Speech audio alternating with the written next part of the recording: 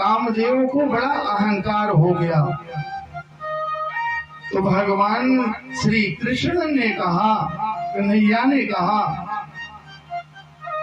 कि कामदेव, अगर तुम्हें इतना ही अहंकार है तो तुम मेरे मन में काम उत्पन्न कर सको, मेरे मन में काम उत्पन्न करो अगर, तब हम जाने कि तुम्हारा इतना बड़ा अधिकार सभी के ऊपर है।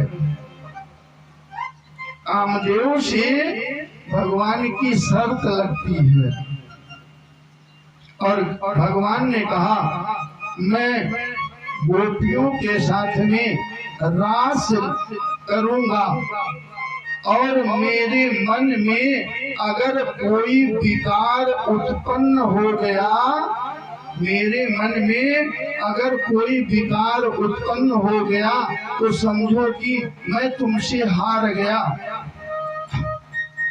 लेकिन अगर मेरे मन में कोई विकार उत्पन्न नहीं हुआ तो तुम्हें अपनी हार माननी पड़ेगी। और जो जीत जाता है वह बाप होता है और जो हार जाता है वह बेटा होता है। तो तुम्हें तो हारना ही पड़ेगा। अब एक दिन भगवान पिता रात्रि शरदोत्फुल्ल मल्लिका विचरन्तु मनश्चक्रे योगमायामुपाश्रिते।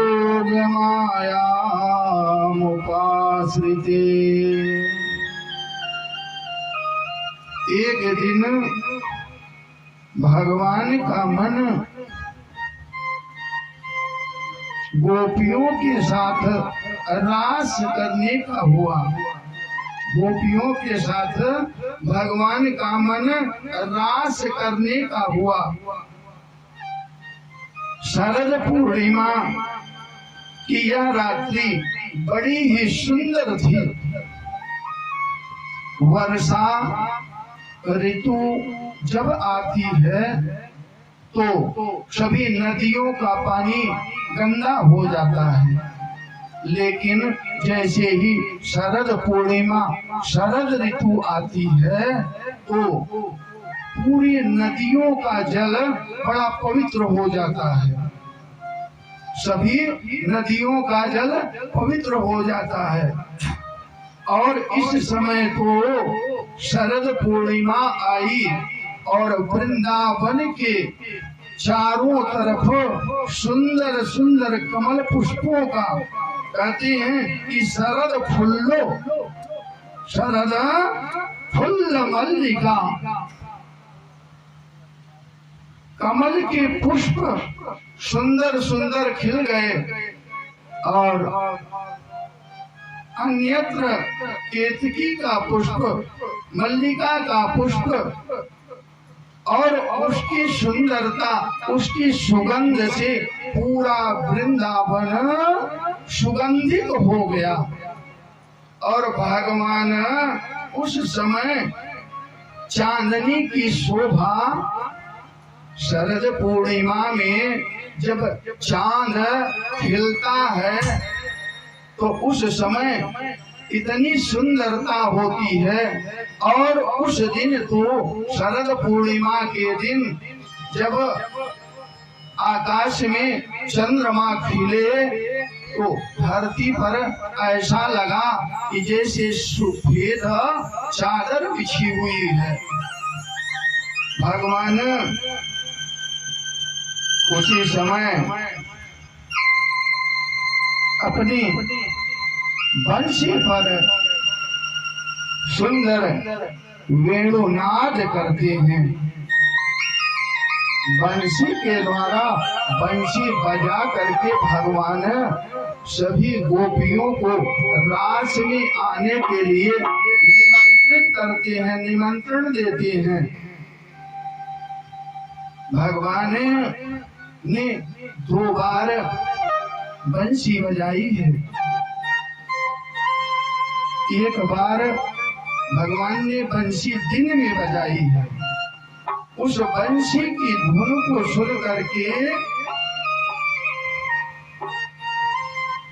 पूरा वृंदावन जो जड़ थे वह जड़ भी उस समय श्री यमुना जी का जल एक स्थान पर रुक जाता है, स्तंभित हो जाता है। और आज भगवान ने जब वेणुनाद किया, वेणु बजाया, तो आज भगवान सभी गोपियों का नाम ले ले करके सभी को निमंत्रण दे रहे हैं और बुला रहे हैं। सम्य गीतम तदनंगवर्धनो ब्रजाश्रियः कृष्ण गृहीत आत्मा आज मुख्योया लज्जितो दमः श्रीकांतो जवलो कुंडला। भगवान ने बड़ी सुंदर बंसी बजाई और इस बंसी की तान को सुन करके गोपियां जैसे ही गोपियों के कान में बंसी की आवाज पड़ी, गोपियां जिस अवस्था में थी उसी अवस्था में भागी। एक गोपी अपने पति को भोजन करा रही थी और भोजन कराते ही उस समय अपने पति को भोजन कराना छोड़ करके वह रास में प्रवेश करने के लिए भागी। एक गोपी गाय का दोहन कर रही थी और गाय का दोहन करना बंद करके वह भगवान के बुलाने पर रास में भागी। इस प्रकार से सभी गोपियां भगवान के रास में पहुंचने लगी। एक गोपी थी, उसके पति ने उसे कमरे में बंद कर दिया। तब वह गोपी भगवान का ऐसा ध्यान लगाया उसने, और ध्यान लगा करके वह अपने इस शरीर को छोड़ करके वह गोपी आत्मसात करके वह भगवान के रास में पहुंच गई। एक गोपी को श्रृंगार कर रही थी और एक आंख में काजल लगाया और एक आंख में काजल ही नहीं लगाया और वह भागी भगवान के साथ रास में। अब सभी गोपियां भगवान के पास पहुंच गई। रात्रि का समय था। अब भगवान ने सभी गोपियों को जब देखा तो भगवान ने स्वागत किया। भगवान बोले, स्वागतम वो महाभाग, आओ आओ देवियों, आपका स्वागत है। और क्या कहते हैं भगवान, प्रियः किम करवाणी वा, आप लोगों के लिए मैं क्या कर सकता हूँ। अब तो गोपियों ने मन में कहा कि बंसी के द्वारा हम लोगों को निमंत्रण दे करके और अब यहाँ आने पर पूछ रहे हैं कि मैं तुम्हारे लिए क्या कर सकता हूँ। अब सोचिए, कोई निमंत्रण दे करके, कार्ड दे करके और वह कार्ड धारी निमंत्रण खाने के लिए आए और उसे निमंत्रण न खिला करके आप उससे बोले कि आपका स्वागत है, बताइए मैं आपके लिए क्या कर सकता हूँ। तो गोपियों ने कहा, गोपियां अपनी नजर नीचे करके अपने अंगूठे की नख को देख रही हैं। कन्हैया ने कहा, देखो देवियों, यह कोई अच्छी बात नहीं है। तुम लोग इतनी रात्रि में इस जंगल में आई हो, यह तुम जैसी स्त्रियों को शोभा नहीं देता। स्त्रियों को रात्रि में जंगल में नहीं जाना चाहिए। मान लो यहाँ इस जंगल में आई हो, शेर बाघ हो तो तुम लोगों को खा लेंगे। तो देवी तुम लोग आई क्यों हो, इसका कारण मुझे बताओ। अब जब ठाकुर जी इतना उपदेश दे रहे हैं तो गोपियों ने बड़ी अच्छी बात कही।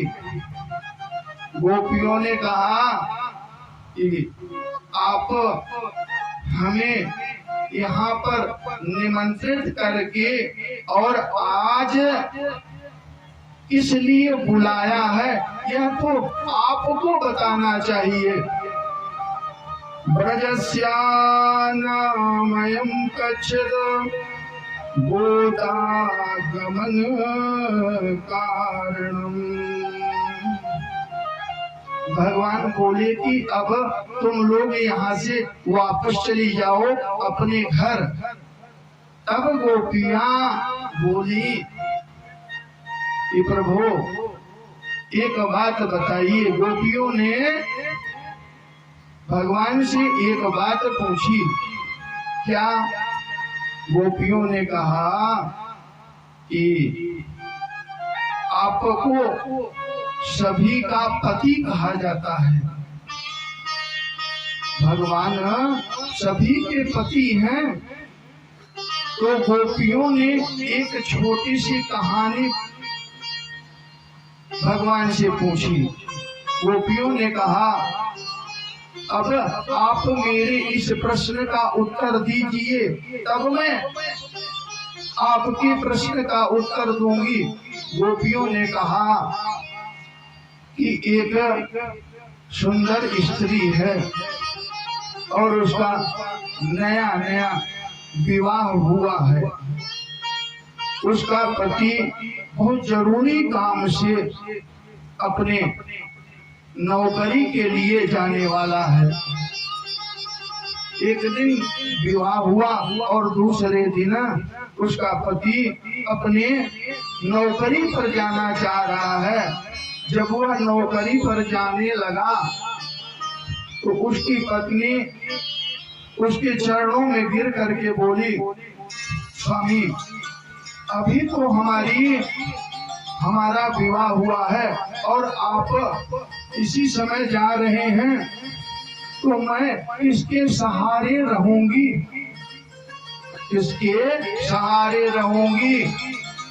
तो उसके पति ने अपनी एक तस्वीर दे दिया और बोला कि यह तस्वीर तुम ले लो और जब तक मैं नहीं आता तुम इसी की पूजा आराधना किया करो। और अपनी तस्वीर दे करके वह चला गया अपने काम पर, अपनी नौकरी में। और वह देवी उसी फोटो की पूजा कर रही थी। पूजा करते समय व्यतीत हुआ और महीना 2 महीना व्यतीत हुआ। एक दिन वह देवी अपने पति के फोटो की पूजा कर रही थी। उसी समय उसका पति आया और पति ने दरवाजे पर आवाज लगाया कि दरवाजा खोलो और मैं आ गया हूँ। अब गोपियों ने भगवान से यह प्रश्न किया। गोपियों ने कहा, प्रभु अब आप यह बताइए कि वह स्त्री क्या करे। अब उस समय वह फोटो की पूजा कर रही है और उसका पति आ गया है, पति उसका आवाज दे रहा है। अब वह स्त्री क्या करे भाई? अगर फोटो की पूजा नहीं करती या अपने पति की पूजा के लिए चली जाती है, तो गोपियों ने यही पूछा कि वह करे तो करे क्या, फोटो की पूजा करे या अपने पति के लिए जाकर के दरवाजा खोले। अब बताइए कि उस स्त्री को क्या करना चाहिए? उस स्त्री को क्या करना चाहिए? क्या फोटो की पूजा करनी चाहिए या जा करके अपने पति के लिए दरवाजा खोलना चाहिए? माताओं बताओ क्या करना चाहिए? हाँ, पहले पूजा करके। अच्छा, माता जी कह रही है कि पहले पूजा करना चाहिए। भगवान से गोपियों ने यही बात पूछा तो भगवान ने कहा, भगवान ने क्या कहा वह श्रवण करिए आप लोग।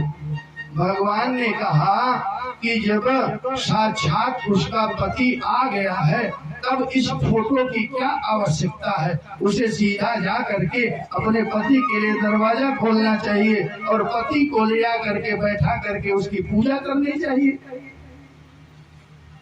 अब तो गोपियों ने कहा, प्रभु यही तो हम कर रहे हैं। क्या? अरे वो पति तो हमारे वही फोटो हैं और हम फोटो का त्याग करके अपने असली पति के पास आए हैं। भगवान ने जब यह बात सुनी तो भगवान प्रसन्न हो जाते हैं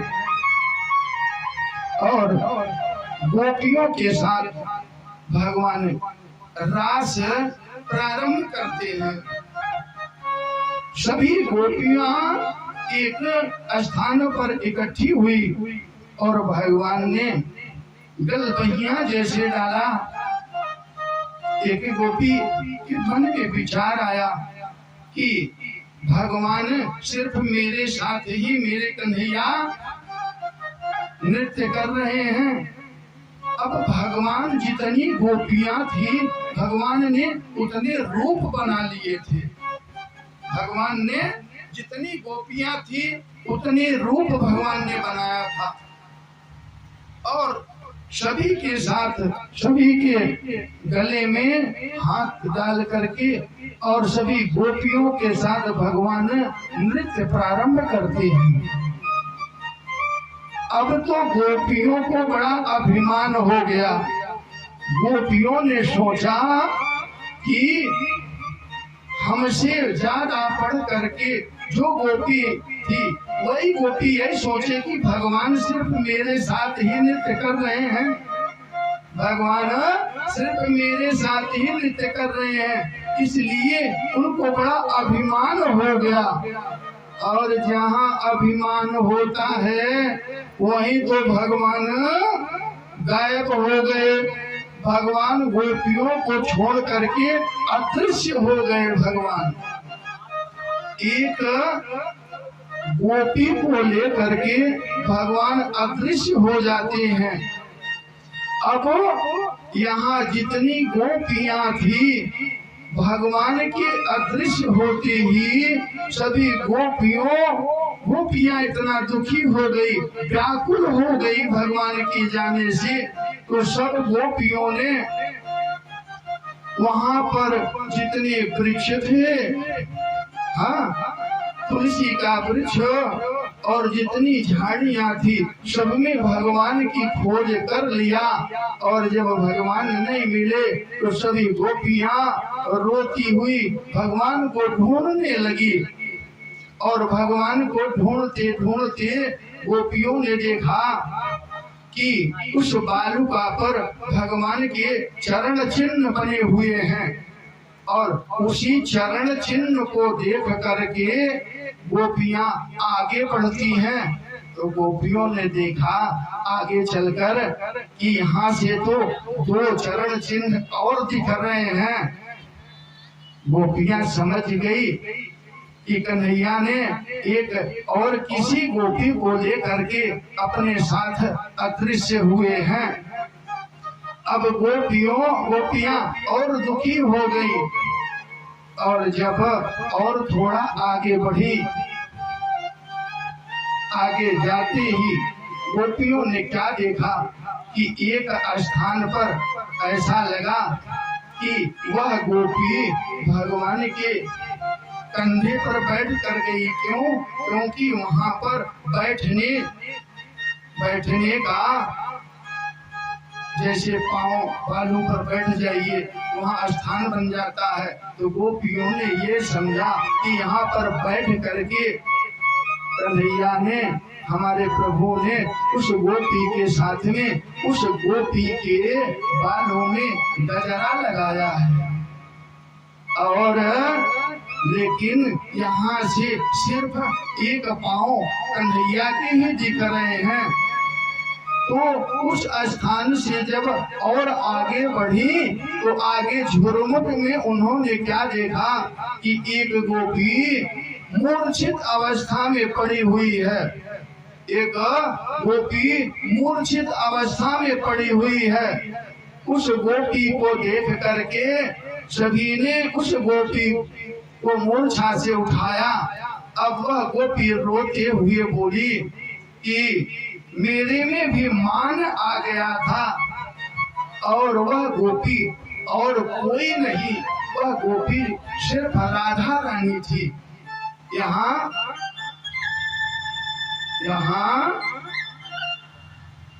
यह बात आती है कि भागवत में राधा रानी का नाम नहीं है, लेकिन वह गोपी थी राधा रानी ही। सुखदेव जी ने राधा रानी का नाम नहीं लिया क्योंकि राधा जी सुखदेव जी की इष्ट थी और सुखदेव जी अगर अपने इष्ट राधा रानी का नाम एक बार ले लेते थे तो 6 महीने तक उनकी समाधि लग जाती थी।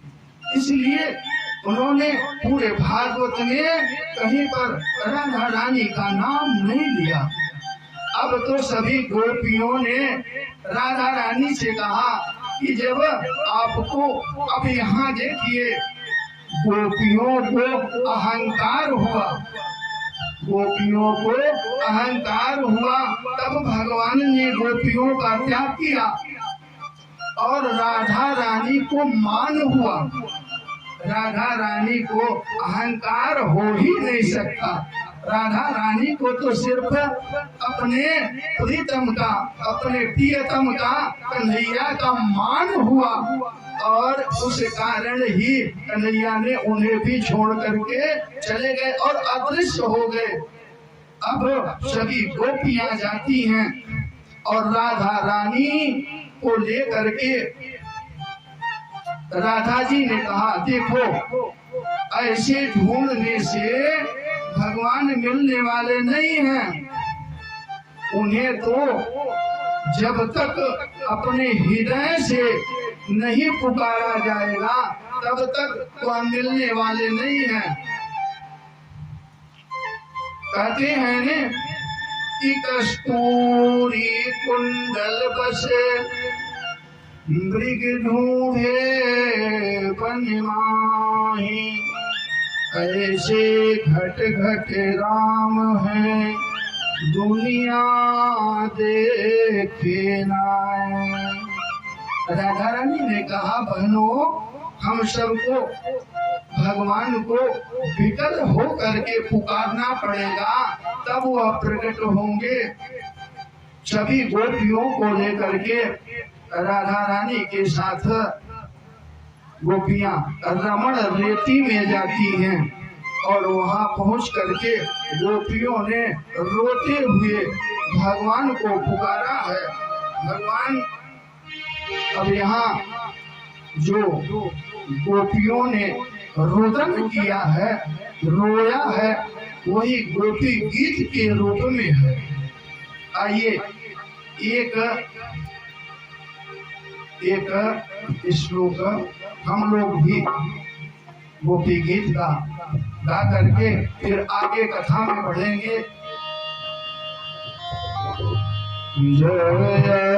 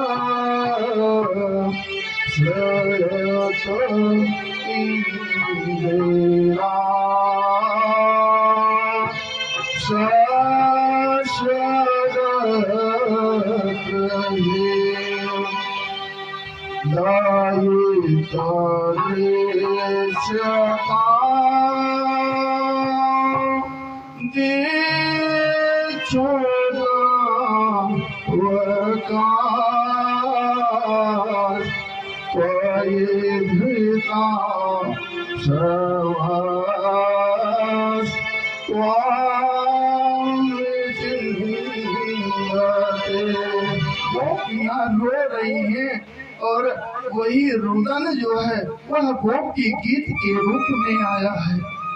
रोते हुए गोपियों ने कहा, प्रभु आपका जन्म जब से इस वृंदावन में हुआ है, इस वृंदावन का मान वैकुंठ से भी बढ़ गया है।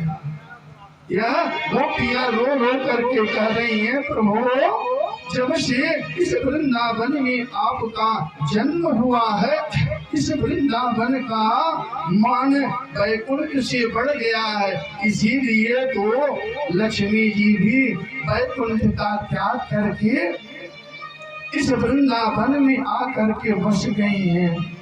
प्रभु आप हम सब प्रीतम, हम सब दुखी आपको पुकार रहे हैं, आप पधारिए। इस प्रकार से गोपियों ने, और इसके बाद भी आता है कि तव कथामृतम।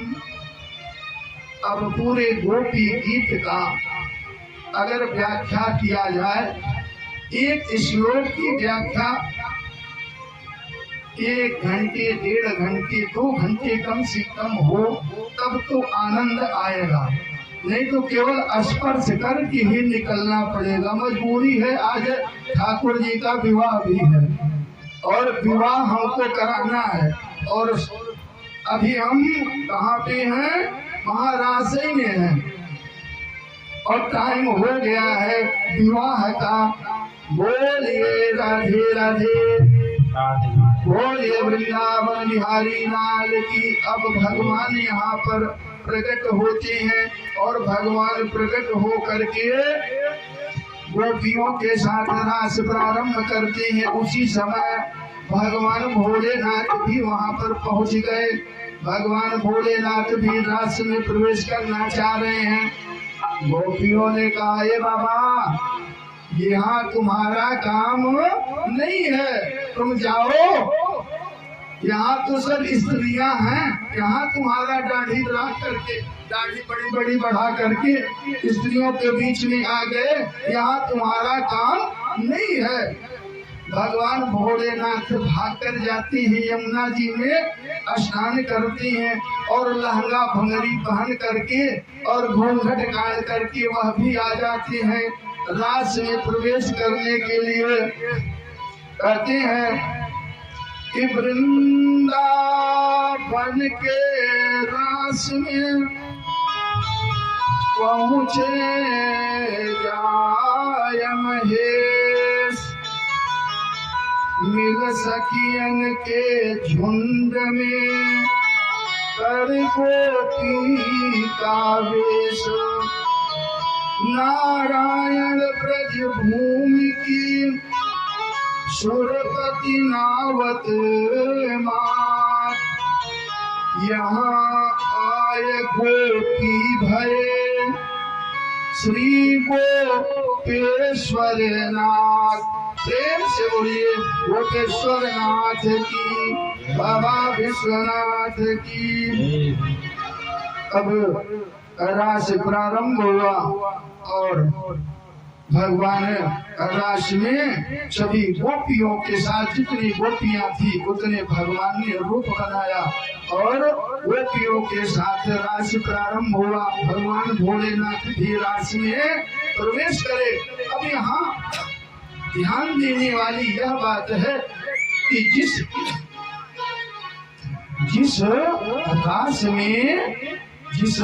रास में कामारी प्रवेश कर रहे हैं, सोचिए उस रास में क्या काम प्रवेश कर सकता है।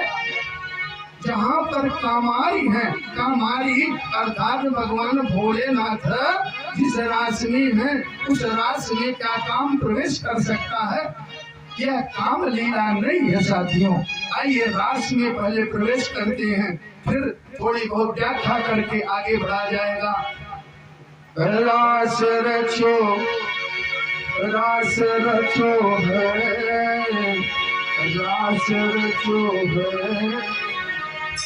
वृंदावन में रास रचो है। गोकुल में देखो, वृंदावन में देखो, मुरली रामचंद्र